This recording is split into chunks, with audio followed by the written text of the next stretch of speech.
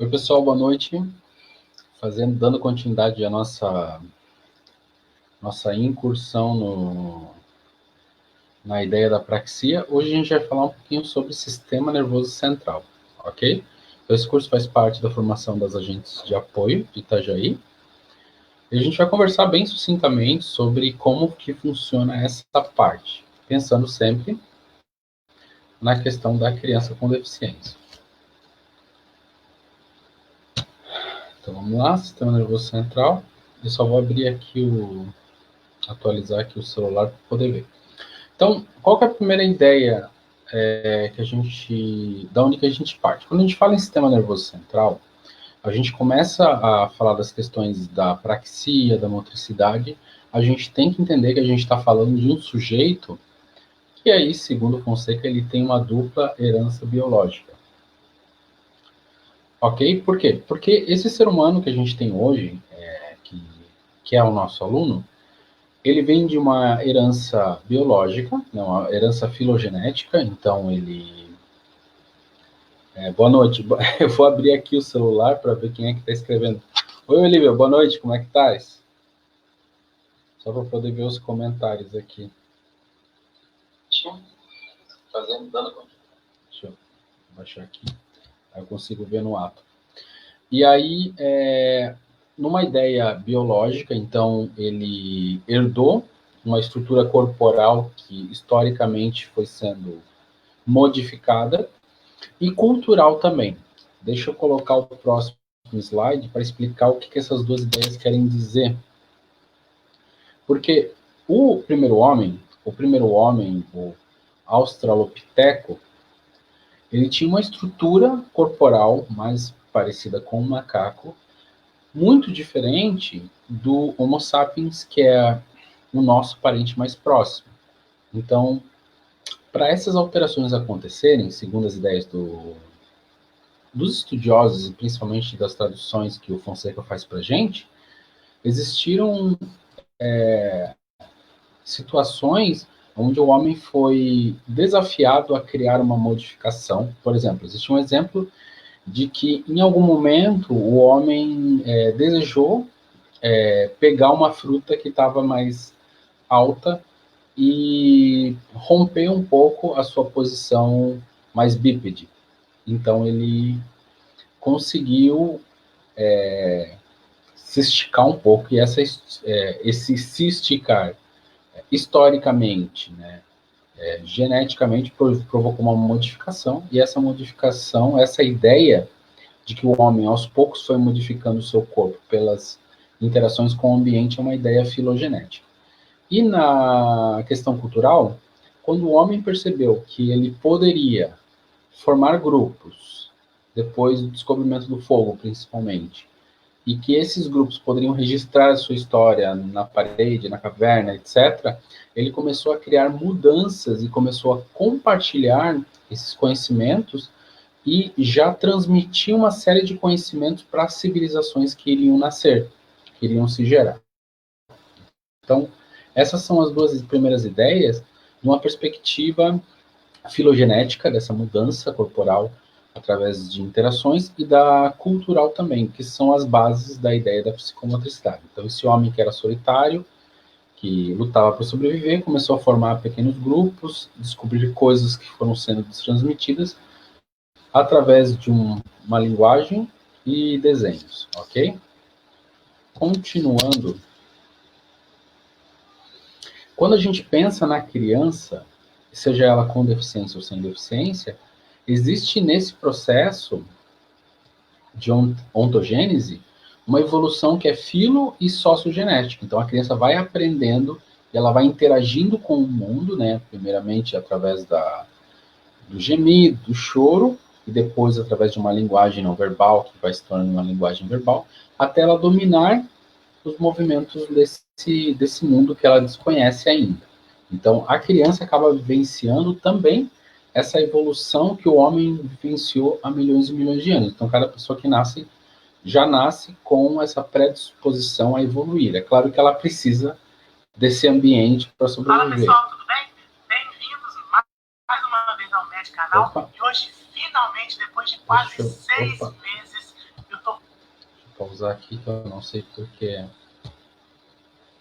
ele começou. Desculpa, gente. Não sei porque começou a tocar o YouTube aqui. Então, ideias iniciais, tá? Para a gente pensar nesse desenvolvimento filo-ontogenético. E aí a gente vai para as ideias de quem? As ideias de Luria. Lembra que eu comentei semana passada que a gente ia começar a falar sobre o Luria. O Luria trabalha na teoria dos sistemas funcionais. E essa teoria, ela nos traz a ideia de que nós temos ideias muito consolidadas, né, de que nós temos 3 sistemas funcionais. Hoje eu não vou estar falando sobre o terceiro sistema, que é o mais complexo de sobreposição, né? Vou dar uma pincelada bem rápida, mas eu vou falar sobre o primeiro e o segundo, e aí o terceiro a gente retoma na semana que vem, ok? Então, só sintetizando, o primeiro sistema é o sistema de recepção desses impulsos, né? A gente chama de sistema de projeção, porque ele recebe e emite impulsos, sejam impulsos internos, acho que eu já tinha falado isso semana passada, ou externos, né? Internos, proprioceptivos, externos, estereoceptivos. O segundo é o de projeção-associação, então ele processa essa informação que eu recebi do primeiro sistema. E o terceiro é o de organização. Vamos continuar aqui. E aí, o que a gente traz aqui de começo? Nesse primeiro sistema, a gente deixou... Vou dar uma lidinha aqui para vocês, já vou fazer uma experiência bem prática. Então, a gente imagina que esse sujeito...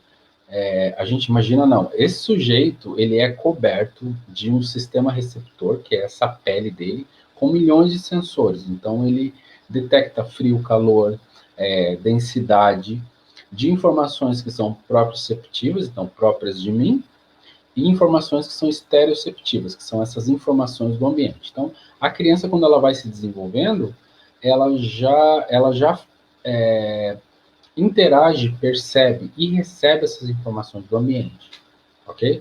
Principalmente através dos órgãos de sensação. Por isso que é muito comum que a criança faça um movimento de a cada estímulo novo, ela querer colocar na boca, sabe? Ela querer ter já essa dupla estimulação, ela perceber com a mão tátil, mas colocar na boca para sentir se tem textura, etc. Vou dar um exemplo para vocês aqui, deixa eu me ampliar aqui. Ó, por exemplo, olha o que a gente tem aqui. Por exemplo, essa noz. Se eu for falar no primeiro sistema, né, por onde entra essa informação, eu posso falar pelo sistema de pele, de sentir a textura, né, a gente tem esse sistema, ou pelo sistema tátil. Então, eu sinto, acho que dá para ver aqui no reflexo um pouquinho, eu sinto essa textura, e essa informação, ela vai do meu tato para o meu primeiro sistema receptor, ok?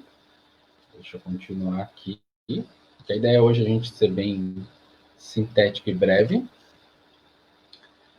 E aí, essa informação que estava na pele, ela vai para a medula espinhal, ok? A medula espinhal é um sistema de nervos que fica aqui dentro da nossa espinha, né? E ela se estende por toda a nossa coluna vertebral, coluna vertebral, ok? E ela faz parte de todo o nosso encéfalo. Deixa eu mostrar aqui na foto para vocês. É esse sistema de... Deixa eu aumentar aqui, gente. Esse sistema, esses nervos, essa dupla de nervos, que fica dentro da nossa coluna vertebral. Então, o que acontece? Cada vez que eu recebo essa informação, seja pela audição, pela visão, pelo tato, pela pele, essa informação ela vai para esse sistema de nervos, e do sistema de nervos ela começa a ser processada pela primeira unidade funcional de Luria, que é aquela unidade que eu falei que trabalha com essa emissão, recepção de informação, ok? No sentido de projetar essa informação, não ainda de elaborar essa informação. Continuando aqui, povo de Deus. Essa unidade, ela é caracterizada principalmente pela formação reticulada. E aí, deixa eu abrir para mim aqui, para mostrar para vocês. Trouxe o nosso amigo aqui, o Manuel, tá? Deixa eu apresentar para vocês. Esse é o Manuel, tá? Outro boneco batizado pelos meus alunos. A gente vai imaginar, basicamente, que o Manuel tem como se fosse um cabo USB, ok? E esse cabo USB está engatado na coluna dele, do pobre Manuel, ok? E a entrada do cabo USB fica aqui no final da cabeça, que é aqui, é onde mais ou menos a gente tem o início dessa formação reticulada, ok? Formação reticular em algumas literaturas. E aí, tudo que eu recebo dessa parte aqui, vamos imaginar que o Manuel ele tem uma luva que cobre o corpo dele todo, que é sensorial. Essa luva recebe as informações. Oi, Olivia. Essa luva recebe as informações, essa informação vai para a medula, e da medula vai para a unidade reticulada. E aí, nessa unidade reticulada, essa informação começa a ser armazenada para depois ser enviada para as outras áreas do cérebro, ok? Mais ou menos assim a primeira etapa. Ficou tranquilo de perceber? Então, voltando ao exemplo da noz, eu sinto essa textura, essa informação é passada pelos meus dedos, pelos meus dedos aqui, para a minha medula, e aí para a unidade reticulada. Vamos continuar aqui, deixa eu aumentar para... E aí, as primeiras tarefas dessa formação reticulada é a regulação do córtex cerebral, que é essa parte do cérebro, a modulação do tônus e a manutenção do estágio de vigilância. Para que é importante isso? O tônus tem a ver também com a nossa postura, por exemplo, como meu corpo está, mas também tem a ver com a entrada e saída de informação. Deixa eu explicar melhor isso para vocês.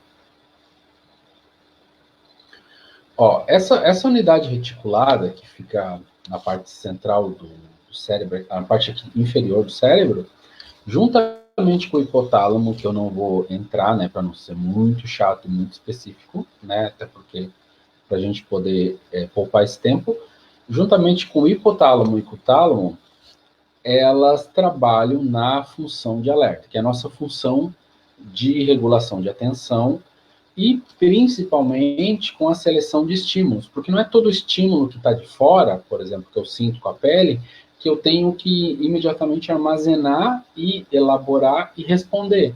Então, essa primeira seleção, o que é relevante, o que não é relevante, isso é muito, muito claro, por exemplo, quando eu estou num ambiente com muito barulho, eu tenho que fazer um processo de seleção do que é importante para poder elaborar e depois dar uma resposta, que aí a gente vai falar mais para frente. Mas essa seleção, ela acontece num primeiro momento por esse sistema triangular aí, da unidade reticular aqui do cabinho de USB, o tálamo e o hipotálamo, que eles ficam bem na mesma região aqui.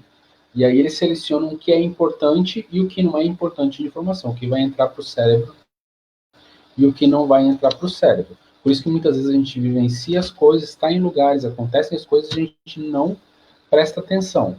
Não, no caso, a gente não elabora essa informação e diz que não tinha percebido o que aconteceu. E automaticamente uma lesão no córtex, por exemplo, ela pode causar perda das habilidades funcionais. Então, por exemplo, a gente pode ter uma perda da capacidade de organização dos movimentos de mão, de dedo, ou de parte distais, assim, distantes dos braços, sem que os movimentos maiores, a motricidade ampla, ela seja afetada. Então, a gente pode ter uma dificuldade específica, uma motricidade específica, assim, não muito, e não no braço todo, por exemplo.